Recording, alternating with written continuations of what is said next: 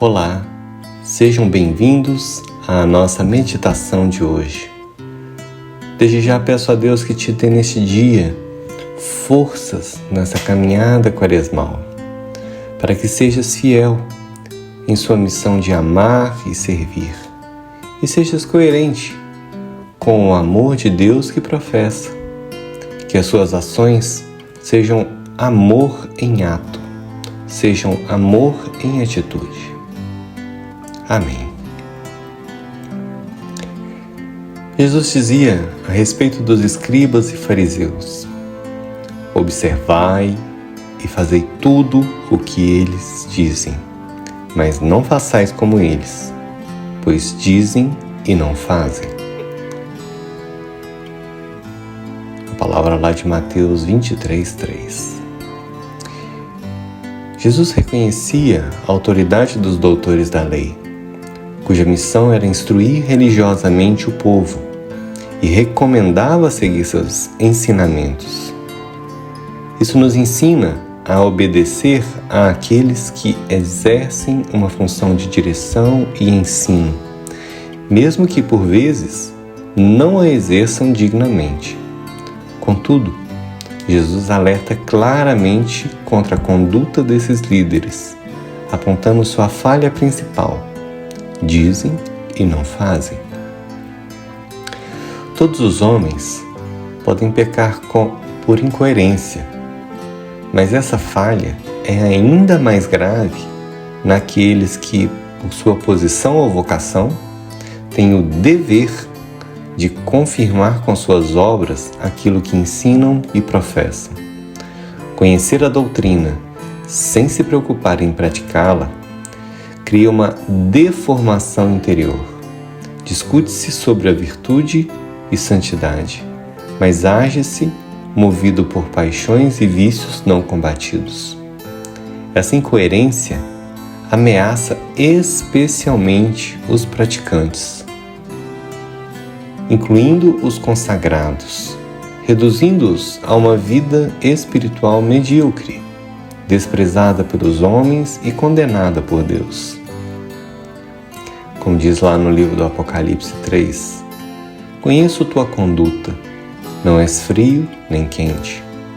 Melhor seria que fosses frio ou quente, porque és morno, nem frio nem quente, estou a ponto de vomitar-te de minha boca. Muitas vezes, meus irmãos, essa atitude nasce de uma mentalidade legalista, semelhante à dos fariseus, que limita a virtude a não ultrapassar os limites do pecado, mas, dentro desse limite, busca satisfazer ao máximo o próprio egoísmo. Com esse modo de viver, a vida espiritual perde força e se torna monótona, sem brilho nem ardor pelo amor divino. Deus não deseja ser servido apenas por um cumprimento frio da lei, mas com todo o coração, por amor. E o amor autêntico não mede esforços, não impõe reservas, mas se entrega totalmente. Santa Teresinha dizia que o amor não sabe calcular. Ou seja, o amor não fica medindo detalhe por detalhe, fazendo contas. Eu fiz isso, eu fiz aquilo. Isso não agrada o coração de Deus. Já o Concílio Vaticano II lamenta que muitos católicos, mesmo possuindo toda a verdade revelada por Deus e todos os meios da graça, não os aproveitam para viver com o fervor devido. Isso faz com que o rosto da Igreja brilhe menos diante do mundo e o crescimento do reino de Deus se retarde. Essa constatação nos obriga a refletir seriamente. A incoerência e a mediocridade não só impedem a santidade pessoal, mas também prejudicam a Igreja como um todo. O Evangelho da Caridade da renúncia e da pobreza é frequentemente reduzido a um conjunto de regras flexíveis, moldadas conforme a conveniência, o que gera críticas e ironia por parte daqueles que vivem na mundanidade e escandalizam os mais simples. É necessário abrir o coração ao Evangelho e aceitá-lo integralmente, como Cristo o pregou. Devemos meditar seriamente nas palavras de Jesus, dizem e não fazem, e ter a coragem de examinar nossa própria vida à luz dessa advertência. Quantas coisas boas afirmamos e quantas verdades conhecemos, mas que, no entanto, não se traduzem em prática. Ser realizadores do Evangelho, testemunhas de Cristo e praticantes da verdade deve ser nosso objetivo constante. Como diz lá no profeta Isaías, lavai-nos, purificai-nos, tirai a maldade de nossas ações de diante dos meus olhos. Aprendei a fazer o bem, procurai a justiça. A conversão quaresmal, meus queridos, exige uma profunda purificação do egoísmo e a erradicação da incoerência e do comodismo. Requer que o bem seja praticado com generosidade e que a justiça seja exercida primeiro interiormente, sempre por amor. O cristão não pode ser um calculador que pesa com exatidão suas obrigações mínimas. Ele é chamado a viver no amor, servindo a Deus com coração de filho e ao próximo com dedicação fraterna.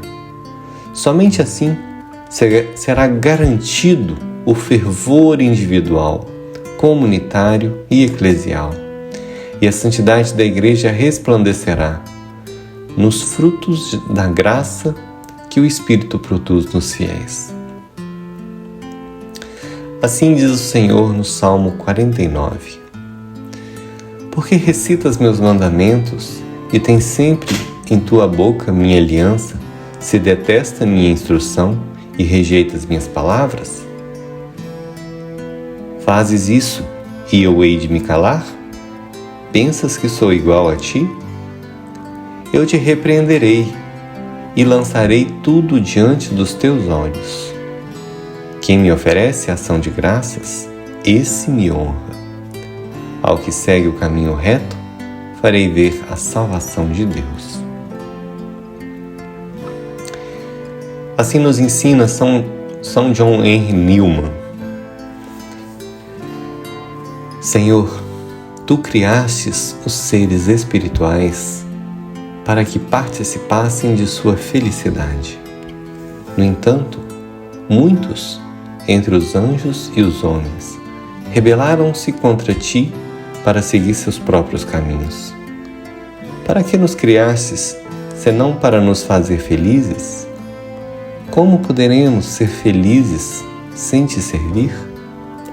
Contudo, buscamos a felicidade longe de Ti, tentando construí-la por nossas próprias mãos. Meu Deus, que pagamento Te damos pelo Teu amor, senão o pecado? Que terrível ingratidão a nossa!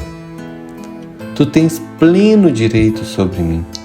Sou criatura, sou Tua criatura, obra de Tuas mãos. Pertenço-Te inteiramente. Meu único dever é servir-Te. Reconheço, Senhor, que muitas vezes ignorei essa verdade e continuo ignorando. Quantas vezes ajo como se fosse dono de mim mesmo, buscando minha própria vontade em vez da Tua. Meu coração endureceu-se a ponto de não sentir mais horror pelo pecado, de não temê-lo nem rejeitá-lo como deveria. Em vez de dignar-me com o mal que Te ofende, acostumo-me a ele e até o trivializo. Deus meu, como estou distante do que deveria ser. São palavras do cardeal Newman, São John Henry Newman, em um de seus livros. E assim, meus queridos, encerramos a nossa reflexão de hoje. Sejamos coerentes com a nossa fé e vivamos em plena confiança no amor. Caminhemos, olhos fixos em Jesus. Que Deus te abençoe, em nome do Pai, do Filho e do Espírito Santo. Amém.